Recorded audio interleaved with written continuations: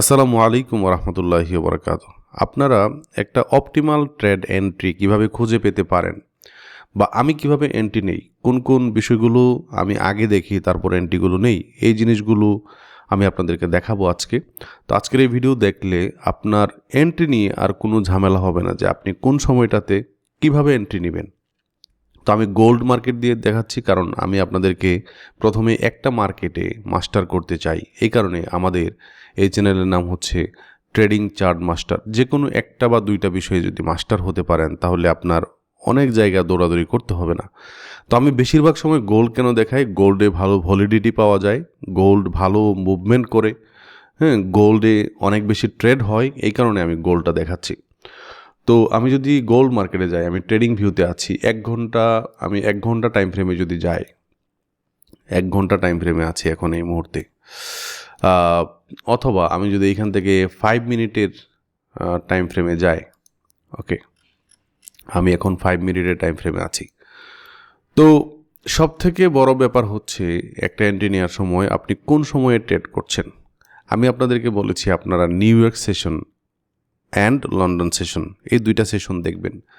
তো এখানে একটা ইন্ডিকেটর আছে, সেটা হচ্ছে সেশন লাস কালগো।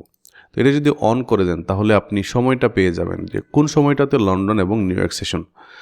তো আমি যদি এখানে একটু দেখাই যে লন্ডন সেশনটা শুরু হয় এই যে এই বক্সটা, এই দুইটা বক্স, হ্যাঁ, বাংলাদেশ সময় সকাল দুপুর 1টা থেকে শুরু করে রাত্র 10টা পর্যন্ত, রাত্র 4টা পর্যন্ত, এই সময়টা হচ্ছে লন্ডন এবং নিউ ইয়র্ক সেশন। তবে সব থেকে এর মধ্যেও একটা জোন আছে, সেটা হচ্ছে 7টা থেকে 10টা, বাংলাদেশ সময় 7টা থেকে 10টা, এই দুইটা সেশন মার্চ করে।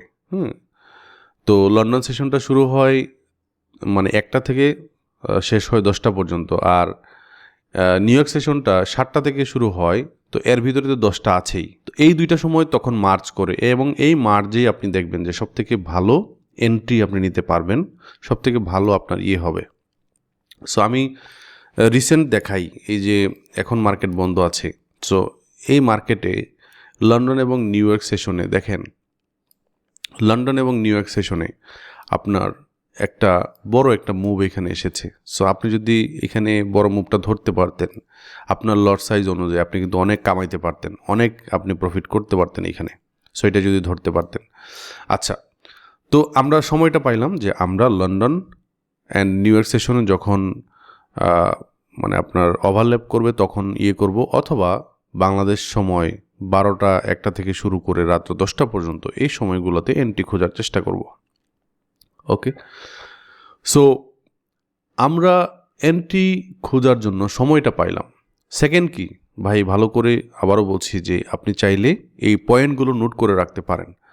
সেকেন্ড হচ্ছে একটা ডাইরেকশন বের করা, মার্কেট কোন দিকে যেতে পারে। ডাইরেকশন বের করার জন্য আপনারা আমাদের যে চ্যানেলে লাইভগুলো দেখেছেন, আপনারা বেশিরভাগই দেখেছেন লিকুইডিটি কনসেপ্টটা ইউজ করে আমি এন্ট্রি নেই। সো দেখেন, মার্কেট যখনই লিকুইডিটি খুঁজে, ধরেন মার্কেট এই জায়গাতে আছে, আমি এটাকে কেটে দেই তাহলে বুঝতে সহজ হবে। ধরেন মার্কেট আমি এই জায়গা থেকে দেখছি, তো এইখান থেকে যদি আমি দেখি, আমি একটু দেখাই, মার্কেট এই যে এইখানে একটা লিকুইডিটি জোন আছে, এইখানে একটা বাই সাইড লিকুইডিটি আছে। সো এইটাকে গ্র্যাব করার পরে মার্কেট কি করেছে, মার্কেট দেখেন ইমিডিয়েটলি সে নিচের দিকে মুভ করেছে। ওকে, সো মার্কেট যখন এই জায়গাতে এই পয়েন্টে আছে, আপনি একটু খেয়াল করেন, তার পরবর্তী টার্গেট হচ্ছে সেল সাইড লিকুইডিটি কোন জায়গাতে আছে। দেখেন এইখানে সেল সাইড লিকুইডিটি হান করার পরে, এই যে এইখানে সেল সাইড লিকুইডিটি ছিল, সো এইটা হান করার পরে দেখেন মার্কেট আবার মুভ করেছে কোথায়, এই জায়গাতে। তো এরপরে আবার মার্কেট কি করেছে, এই জায়গাতে যেখানে সুইপ করে একটু মুভ করেছে, তারপরে আমি যদি এইখান থেকে ট্রেড নিতাম, হ্যাঁ, তখন আমার টার্গেট কোথায় থাকতো, আমার টার্গেট থাকতো যে বাই সাইড লিকুইডিটি কোথায় আছে, বাই সাইড লিকুইডিটি দেখেন উপরের দিকে আছে, এই যে এইটা আছে। তো আমি যদি এইখান থেকে এন্ট্রি নেই, তাহলে দেখেন আমার এই যে দেখেন বাই সাইড লিকুইডিটি সে হান্ট করে তারপর সে দৌড় দিয়েছে কোথায়, সেল সাইড লিকুইডিটির দিকে। তাহলে দেখেন এইখানে একটা সেল সাইড লিকুইডিটি ছিল, তারপরে এইখানে একটা সেল সাইড লিকুইডিটি ছিল, এখানে বাম দিকে দেখেন এইখানেও একটা সেল সাইড লিকুইডিটি ছিল।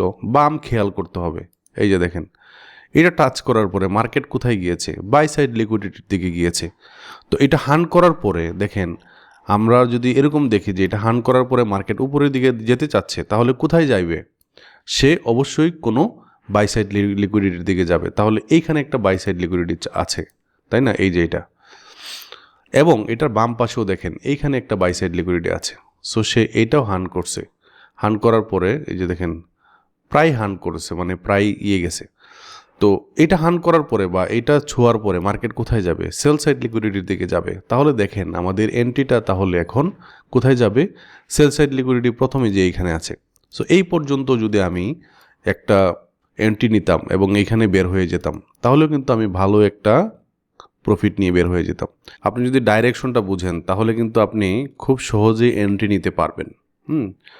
সো ধরেন আমি যদি এইখান থেকে লিকুইডিটি সুইপ করার পরে একটা এন্ট্রি নেই, আমার এন্ট্রি মডেলে সব সময় কি থাকে যে দেখেন এইখান থেকে ধরেন আমি একটা এন্ট্রি নিব, অথবা আপনি এইখান থেকে কোথাও এন্ট্রি নিয়েছেন, তাহলে আমার স্টপ লসটা থাকবে কোথায়? স্টপ লসটা থাকবে অবশ্যই এর আগের কোনো লিকুইডিটি জোনের উপরে বা এর কাছাকাছি কোথাও। তাহলে দেখেন আপনি কিন্তু এই এন্ট্রি থেকে খুব সহজেই 1:2 গ্যাদার করে আপনি বের হয়ে যেতে পারতেন। এই যে দেখেন 1:2, কয়টা ক্যান্ডেল মাত্র, এখানে প্রায় 20-25 মিনিট ওয়েট করলে, আধা ঘন্টা ওয়েট করলে আপনি 1:2 নিয়ে বের হয়ে যেতে পারতেন। বোঝা গেল?